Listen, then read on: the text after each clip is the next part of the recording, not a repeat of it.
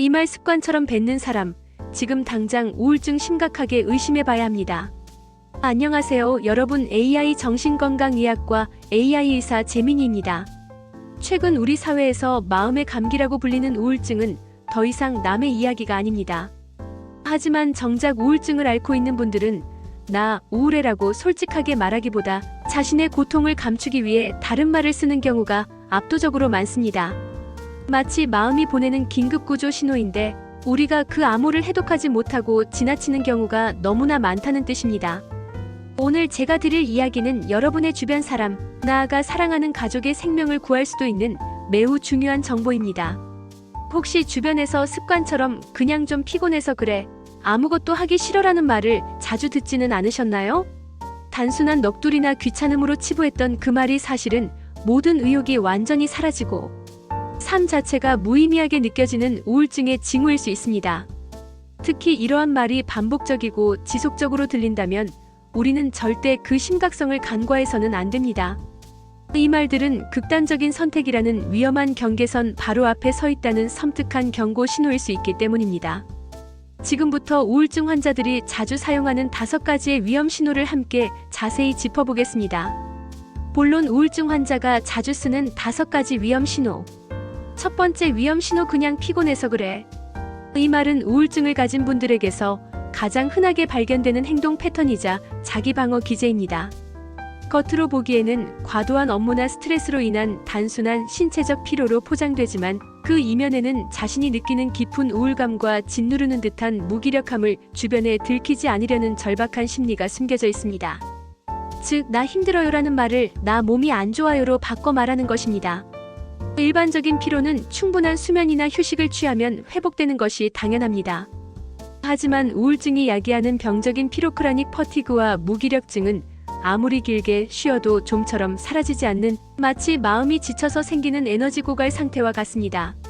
만약 주변에 특별한 질병이나 육체적 노동 없이도 항상 눈에 띄게 피곤해하고 기운이 없어 보이는 분이 있다면 그 증상을 단순한 체력 문제로만 보지 마시고 우울증의 가능성을 진지하게 고려해 볼 필요가 있습니다.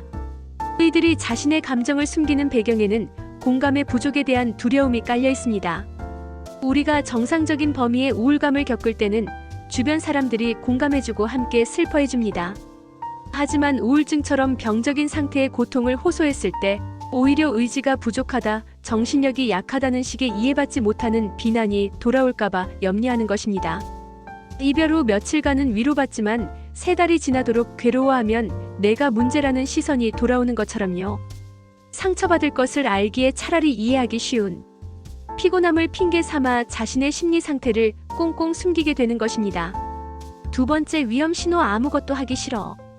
다 귀찮아. 이 말을 들으면 흔히 게으름이나 권태를 떠올리기 쉽습니다.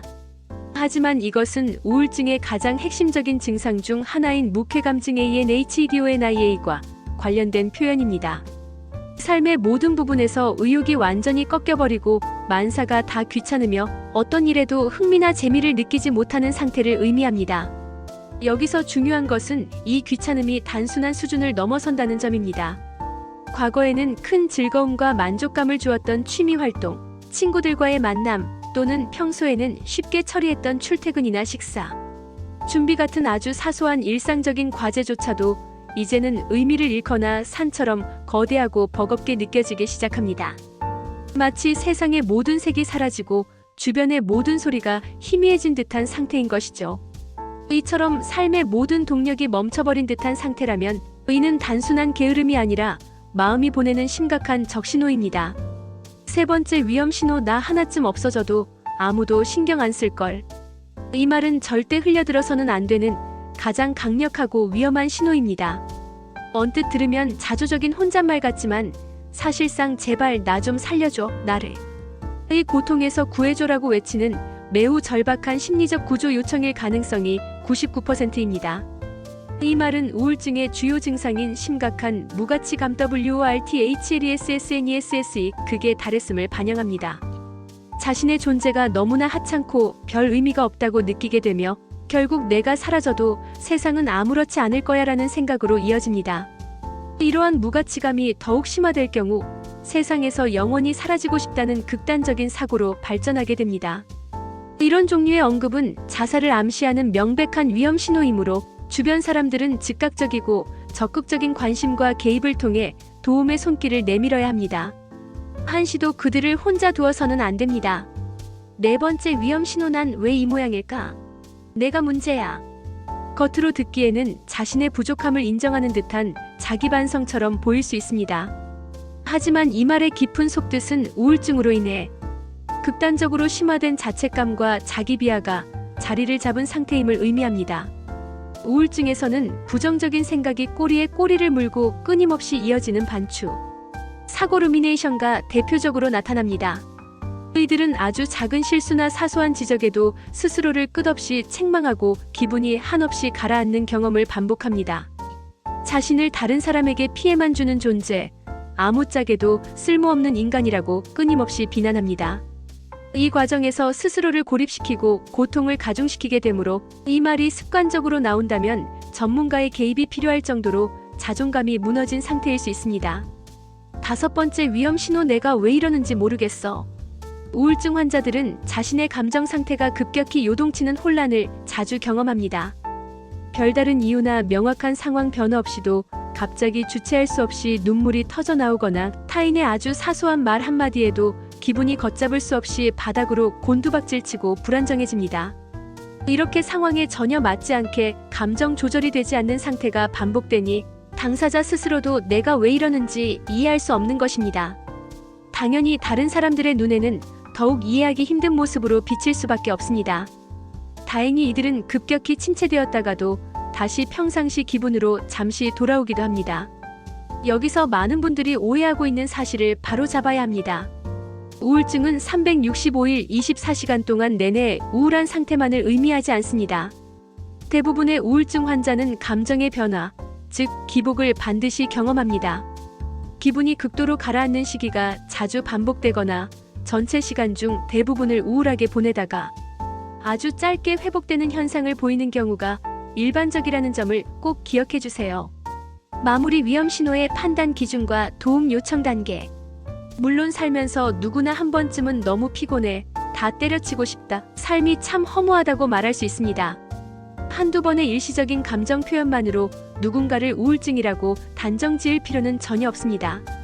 진짜 문제는 이런 이야기가 어쩌다 한 번이 아니라 지속적이고 반복적으로 나타나며 삶의 기능을 방해할 때입니다. 다음 세 가지 체크리스트 중 한 가지 이상에 해당된다면 여러분은 혹은 주변의 누군가는 우울증을 의심하고 전문가의 도움을 고려해야 합니다. 우울감이나 무기력감이 2주 이상 지속될 때, 특히 아침에 눈을 뜰 때부터 가장 기운이 없고 우울하며 일상적인 활동조차 시작하기가 극도로 힘들어진다면 우울증이 상당히 진행되었을 가능성이 높습니다. 의욕저하로 인해 일상생활이 심각하게 어려워졌을 때, 과거에 즐거움과 만족감을 주었던 취미나 활동이 완전히 재미없어졌고 학업, 업무 성과, 대인 관계가 점차 어려워지며 고립을 자처하는 경우입니다. 이에 출근이나 등교가 너무 큰 고통이다, 좋아했던 취미도 무의미하다, 사람들의 연락이 두렵고 피하고 싶다, 자살 사고나 자살 충동이 자주 들 때 죽고 싶다는 직접적인 표현이 아니더라도 그냥 이대로 사라지고 싶다, 내가 없어지는 게 모두에게 더 좋을 것 같다는 말을 자주 한다면 이는 지체 없이 전문가의 도움이 필요한 상황입니다. 만약 실제로 자살 시도가 있었다면 이는 가장 시급한 정신과적 응급 상황으로 간주해야 합니다. 우울증은 반드시 치료가 필요한 병적인 상태입니다. 다만 병원 문을 바로 두드리는 것이 심리적으로 부담스러울 수 있습니다. 그럴 때는 제가 말씀드리는 다음 세 단계를 먼저 시도해 보시고 치료가 필요한 시점인지 판단해 보셔도 좋습니다. 첫 번째 단계. 자신의 감정을 객관화해 보기. 가장 좋은 방법은 감정 기록입니다. 최소한 몇 주 동안 나의 기분 상태, 변화폭, 그리고 특정 상황에서 기분이 심해지는지 등을 스마트폰 메모장에라도 간략하게 기록해 보세요. 우울감이 일시적인지 아니면 지속적이고 반복되는지를 스스로 파악하는데 큰 도움이 됩니다. 일시적인 기복이라면 크게 걱정할 필요가 없습니다. 두 번째 단계. 신뢰하는 사람과 솔직하게 이야기 나누기. 자신의 고통스러운 상태를 말로 표현하는 것 자체가 우울증 극복의 첫걸음이 될 수 있습니다. 여러분을 진정으로 사랑하고 아끼는 사람이라면 객관적인 조언과 따뜻한 공감을 해줄 수 있습니다. 만약 그 상대방이 여러분에게 전문적인 치료를 권유한다면 그 권유를 거부하지 마시고 따르시길 바랍니다. 이는 여러분이 혼자가 아님을 증명하는 가장 확실한 신호입니다. 세 번째 단계, 전문적인 진단과 치료받기 앞선 두 단계에서 이상 상태라고 판단이 된다면 더 이상 혼자 힘들어하지 마세요. 전문적인 진단과 그에 맞는 치료가 필요한 상태입니다. 우울증은 진단받더라도 약물 치료 외에 상담 치료, 인지 행동 치료 등 다양하고 효과적인 비약물적 치료 방법이 존재합니다. 처음부터 치료를 두려워하실 필요는 없습니다. 제대로 적절한 치료를 받는다면 거의 대부분 증상의 눈부신 호전 경과를 보인다는 사실을 꼭 기억하시면 좋겠습니다. 다시 한번 강조드립니다. 그냥 좀 피곤해서 그래. 아무것도 하기 싫어. 나 하나쯤 없어져도. 이런 말을 자주 하는 사람이 주변에 있다면 이는 절대 가볍게 흘려 넘길 문제가 아닙니다. 만약 이 영상을 끝까지 시청하신 분들 중에도 치료받아봤자 소용없어. 다 약 팔려고 하는 소리야라고 생각하는 분이 계시다면 그 생각이야말로 전문가의 도움이 가장 절실한 상태의 방증일 수 있습니다. 세상에서 제일 치료가 힘든 병은 주변 모두가 걱정함에도 불구하고 자신이 문제없다고 확신하는 경우이기 때문입니다. 비슷한 상황을 겪고 계신 분들이 있다면 댓글로 여러분의 경험을 나눠주시거나 질문을 남겨주시면 함께 이야기 나눌 수 있습니다. 오늘 영상이 여러분과 여러분 주변의 소중한 사람들에게 도움이 되셨다면 구독과 좋아요, 알림 설정 부탁드립니다. 오늘도 여러분의 마음이 평온하고 건강한 하루이기를 기원합니다. AI 정신건강의학과 로봇의사 재민이였습니다. 감사합니다.